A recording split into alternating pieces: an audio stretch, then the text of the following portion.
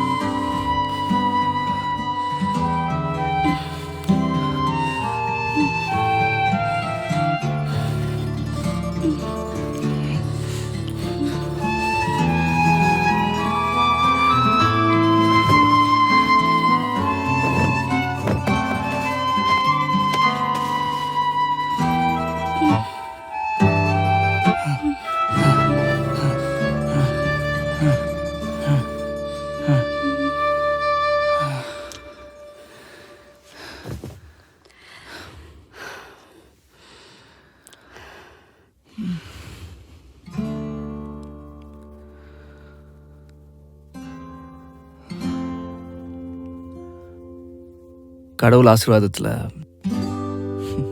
மூச்சு நிற்கிறதுக்குள்ள ஒரு நல்ல விஷயம் நடந்துச்சு. கொஞ்சம் ஆறுதலாக இருக்கு. ஹார்ஷா பண்ற இந்த காலத்துலயும் வலி இல்லாம பண்ற ஒன்று மாதிரி ஆம்பளை பார்க்கறது ரொம்ப கஷ்டம்.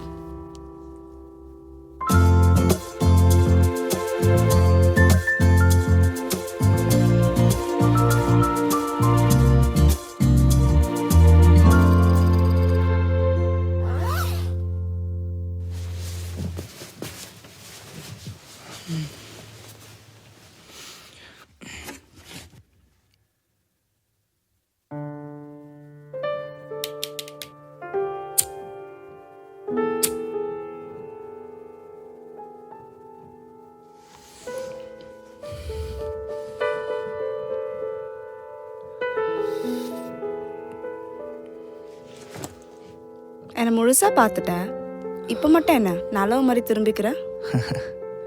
எல்லா ஆம்பளைங்களும் பொண்ணுங்க ட்ரெஸ்ஸு கழட்டுறப்ப பார்ப்பானுங்க, ட்ரெஸ்ஸே இல்லாதப்ப கூட பார்ப்பானுங்க.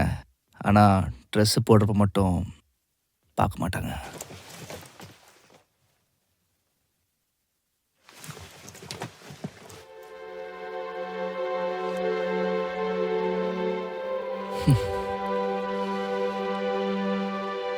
எவனோ கட்டின தாலிய எதுக்கு நீ இப்போ போடணும்?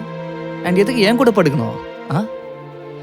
இது ஒரு 10 நிமிஷம் முன்னாடி என் மேலே இருக்கும் போது கேட்டிருந்தேன்னா யோசிச்சிருக்கலாம். இப்போ இல்லை, ஆனால் உனக்கு அப்போ கேட்கணும்னு தோணலை. பிகாஸ் உனக்கு இதுதான் வேணும், இது தேவையில்லை. இந்த தாலியெல்லாம் போட்டு என்ன சீன் கிரியேட் பண்ணுறியா?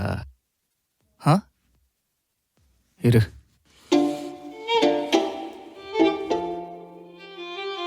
இதுக்கு தானே எல்லாம் பண்ண பொடி. இந்த காந்தி போட்டிருக்க நோட்டுக்கு தாலி இருக்கிற பொம்பளை தாலி இல்லாத பொம்பளைலாம் தெரியாது. இந்த உலகத்தில் ப்ராஸ்டியூஷன் பண்ணுற பொம்பளைங்களுக்கு கூட கல்யாணம் நடக்குது. பட் தப்பு ப்ராஸ்டியூஷன் மேலே இல்லை, கல்யாணத்து மேலே தான். இந்த ப்ராஸ்டியூஷன் பண்ணுறவெல்லாம் கற்பை பற்றி பேசுறதெல்லாம் சுத்தமாக புரியல எனக்கு. உடம்ப வைக்கிறது ப்ராஸ்டியூஷன், ஆனால் அதே கருப்பை வைக்கிறது அதோட பெரிய பாவம். எல்லாரும் தான் படுக்கிறாங்க, ஆனால் அது ஒன்றும் பெரிய பிரச்சனை கிடையாது. நம்ம நேஷனோட ரூல் என்ன? உடம்பு விற்கிறவங்க மேலே இருக்க கேஸ் உடம்பு கொடுக்குறவங்க மேலே இல்லை. ப்ராஸ்டியூஷன் பண்ணுற எல்லாரும் இப்படி தான் இருப்பீங்களா? பண்ணுறதப்பெல்லாம் பண்ணிட்டு அப்புறம் அதை கரெக்ட் பண்ணுற மாதிரி பேசுறது. பொம்பளைங்க எல்லாரும் இப்படி தான் இருப்பாங்க. Sex is not a status to show, sex is a job to live. யாருக்கு தான் ஆசை இல்லை செக்ஸ் மேலே? பொண்ணுங்க பட்டன் கழட்டினா கண்ணு மூடுற ஆம்பளைங்க எத்தனை பேர் இருக்காங்க உலகத்தில்? அப்போ இந்த சொசைட்டிக்காக தான் இந்த தாலியெல்லாம் போட்டுட்டு இருக்கியா? ஆமாம், இந்த சொசைட்டியில் இருக்க எனக்காக போட்டிருக்கேன். பிகாஸ் இந்த உலகத்தில் டிரான்ஸ்ஜெண்டர் கொடுக்குற மரியாதை கூட ப்ராஸ்டியூஷன் பண்ணுறவங்களுக்கு கொடுக்கறதில்ல.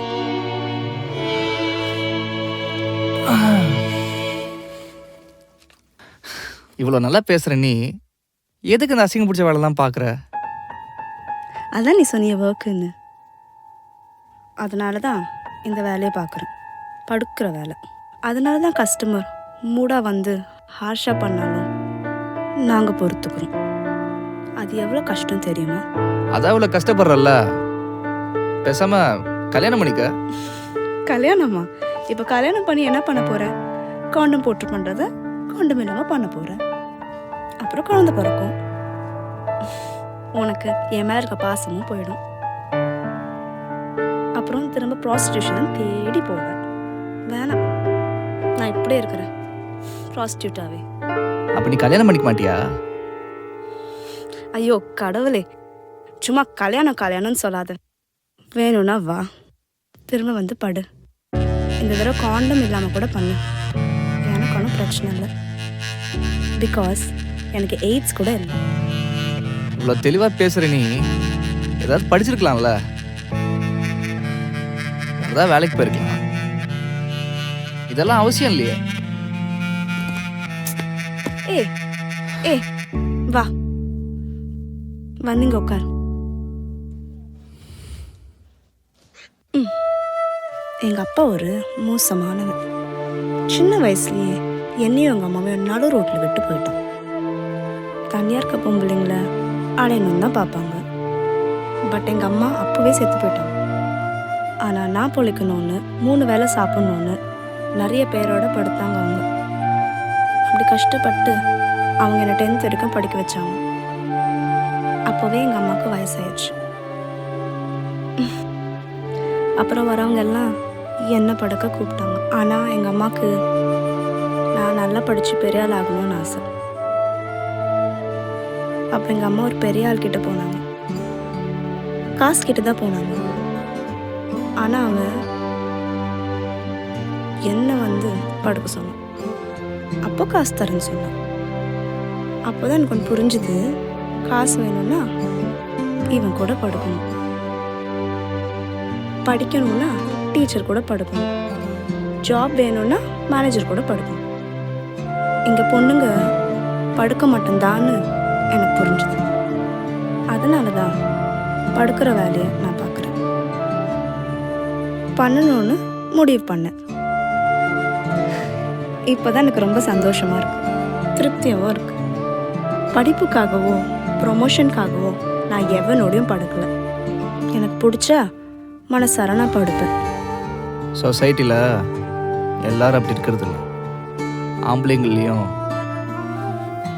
சில நல்ல ஆம்பளைங்களும் இருக்காங்க. நான் இல்லைன்னு சொல்லலையே, என்கிட்ட வர எல்லாரும் நல்லவங்க தான். ஏன்னா மூடு வரப்போ கிடைக்கிற பொண்ணெல்லாம் போய் ரேப் பண்ண மாட்டாங்க. காசு கொடுத்து என் கூட வந்து படுக்கிறாங்கல்ல, அவங்களாம் நல்லவங்க தான். அது இல்லாமல் இந்த வயசானவங்க சின்ன பொண்ணுன்னு கூட பார்க்காம போய் கேவலமாக ரேப் பண்ணுறாங்கல்ல, அவங்கள தான் நான் சொல்கிறேன் கெட்டவங்கன்னு. நம்ம நாட்டில் ரேப் பண்ணுறவங்கள ஜெயிலில் போட்டால் மட்டும் பத்தாது, ப்ராஸ்டியூஷனையும் அலோவ் பண்ணணும். அப்போ தான் இந்த ரேப்லாம் கம்மியாகும். அதனால தான் எந்த ஆம்பளை எங்களை கூப்பிட்டாலும் நாங்கள் போயிடுவோம். இதை சொல்ல எங்களுக்கு வெக்கம்லாம் இல்லை. ஆனால் நீங்கள் அதை சொல்ல அசிங்கப்படுறீங்க. நான் தைரியமாக போய் சொல்வேன் நான் ஒரு ப்ராஸ்டிடியூட். ஆனால் நீங்கள் என்னதான் என் கூட வந்து படுத்தாலும் தைரியமாக வெளில போய் சொல்ல முடியாது. பிகாஸ் சொசைட்டி பார்த்து பயம், ஃபேமிலி பார்த்து பயம், அதெல்லாம் எங்களுக்கு கிடையாது. பட் இந்த சொசைட்டிக்காக தான் இந்த தாலி எல்லாம். இதே ஃபாரின் கண்ட்ரியாக இருந்தால் எந்த பிரச்சனையும் இல்லை. இந்தியா மட்டும் ஏன் இப்படி இருக்குன்னு தெரியுமா? இங்கே எந்த பொண்ணு ஷர்ட் போட்டு மேலே பட்டன் போடாமல் சுற்றினாலோ வயசானவங்களாம் இருந்தால் வெக்கம் இல்லையான்னு கேட்பாங்க. அதே யூத்தாக இருந்தால் ஸ்ட்ரக்சர் வச்சு கலாய்ப்பாங்க. இதே ஃபாரினாக இருந்தால் இது நம்ம மெச்சூரிட்டின்னு சொல்லிட்டு போவோம். பட் நம்ம கண்ட்ரிலெல்லாம் அந்த மெச்சூரிட்டி இல்லவே இல்லை. சரிப்பா, நான் கிளம்புறேன், எனக்கு டைம் ஆயிடுச்சு. நான் சொன்னதெல்லாம் நீ பெருசாக எடுத்துக்காத.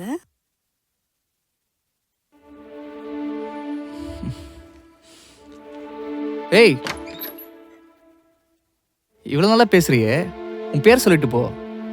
என் பேரா? கண்மணி. உண்மையான பேரா அது? ஆமா. சரி, நீ இவ்வளோ பேசுனியே, உன் பேர் என்ன? என் பேரா? காந்தி.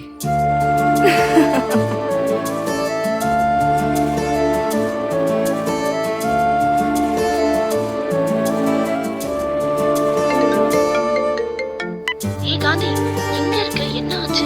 சரி ஓகே, 3 பொண்ணுங்க இருக்கோம். ரேட் எவ்வளோன்னு சொல்லு. அண்ட் முடிஞ்சா சீக்கிரம் வா. சரி.